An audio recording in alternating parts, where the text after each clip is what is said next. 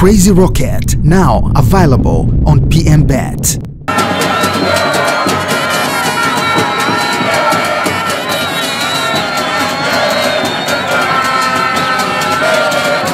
Hapa ni makao makuu ya klabu ya Simba Msimbazi Kariakoo katika jiji la Dar es Salaam.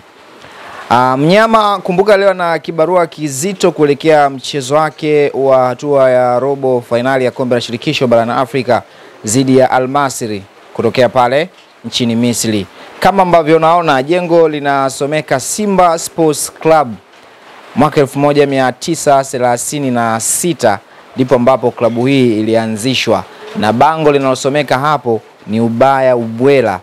Mnyama miongoni mwa slogan ambayo alianza nayo msimu wa mwaka 2024-2025 tangu katika kilele cha Simba Day ndiyo ambayo anaendelea kutamba nayo mjini mpaka leo hii anakwenda katika mchezo wake wa robo finali ya kombe la shirikisho barani Afrika dhidi ya Al Masry. Na hivyo ndivyo ambavyo mashabiki, wapenzi na wanachama wa klabu ya Simba wakishusha bendera hiyo katika jengo ambalo ndio makao makuu ya klabu ya Simba, ambalo kwa sasa liko kama jengo la kibiashara. Na hapo ndipo ambapo miamba hiyo ya soka kutokea hapa nchini Tanzania, Simba ilikuwa ikipanga mipango yake tangu mwaka 1936 baada tu ya kuanzishwa, na baadaye mwaka 1971 kubadilishwa jina kabisa kuwa Simba Sports Club, hapo awali ikiitwa Igno, na ilikuwa mwaka 1936 na baadaye Sunderland, na mpaka kuja kutokea jina la Simba Sports Club. Hii yote ni kile ambacho kinazungumzwa kwa washabiki. Ni mchezaji wa 12 wamejitolea muda wao kuhakikisha kwamba wanaisupport timu yao katika mchezo huu ambao wana Simba wana imani kubwa na kikosi chao, licha ya kwamba mchezo wa kwanza walipoteza katika ardhi ya ugenini pale nchini Misri dhidi ya Al Masry kwa idadi ya magoli 2-0.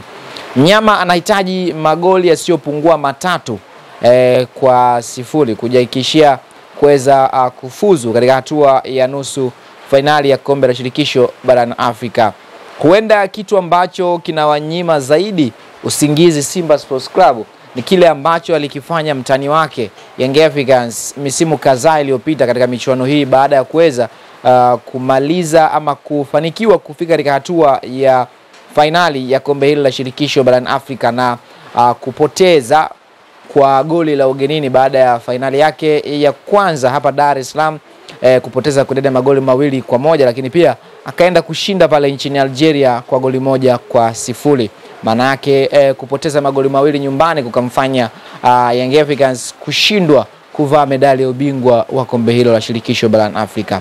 Leo hii mnyama na dakika 90 pekee ambazo zitamfanya kupeleka miguu yote miwili kuelekea katika hatua ya nusu finali ya kombe hilo, na ikiwezekana kwenda mpaka finali na kuweka rekodi nyingine ambayo huenda ikawa ni historia kwa nchi yetu kwa miaka ya karibuni kuweza kuvaa medali ya ubingwa ya michuano mikubwa barani Afrika. Hapa ni makao makuu ya klabu ya Simba Msimbazi Kariakoo. Endelea kuwa karibu na PMTV kwa habari zaidi, hadi wakati mwingine tena.